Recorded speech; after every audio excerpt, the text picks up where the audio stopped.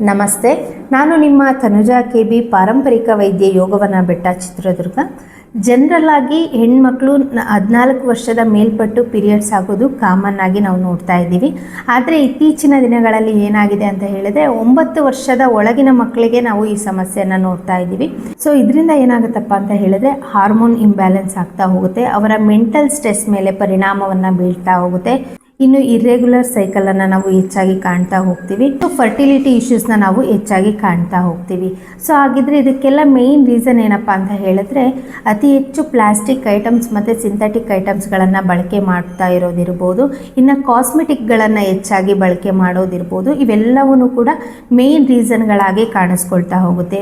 ಇನ್ನು ಮಕ್ಕಳಿಗೆ junk food ಇರ್ಬೋದು, ಅಲ್ಟ್ರಾ ಪ್ರೊಸೆಸ್ಡ್ ಫುಡ್ಗಳನ್ನು ಅವಾಯ್ಡ್ ಮಾಡ್ತಾ ಬನ್ನಿ. ಸೊ ಇದರಿಂದ ಏನಾಗುತ್ತೆ ಅಂದರೆ ಇದರಲ್ಲಿ ಬಳಸಿರುವಂತಹ ಶುಗರ್ ಇರಬಹುದು, ಫ್ಯಾಟ್ ಐಟಮ್ ಇರ್ಬೋದು, ಇನ್ನು ಪ್ರಿಸರ್ವೇಟಿವ್ಗಳು ಇರ್ಬೋದು, ಇವೆಲ್ಲವೂ ಕೂಡ ಹಾರ್ಮೋನ್ಸ್ ಇಂಬ್ಯಾಲೆನ್ಸ್ ಆಗಲಿಕ್ಕೆ ತುಂಬಾ ಮೇನ್ ರೀಸನ್ ಆಗಿ ಕಾಣಿಸ್ಕೊಳ್ಳುತ್ತೆ.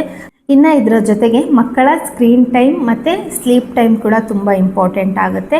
ಆದಷ್ಟು ಸ್ಕ್ರೀನ್ಗಳನ್ನು ಅವಾಯ್ಡ್ ಮಾಡಿಸ್ತಾ ಬನ್ನಿ. ಇನ್ನು ಅವರು ಬೆಡ್ಗೆ ಹೋಗುವಂತಹ ಟೈಮನ್ನು ಆದಷ್ಟು ಬೇಗನೆ ಅಭ್ಯಾಸ ಮಾಡಿಸ್ತಾ ಬನ್ನಿ.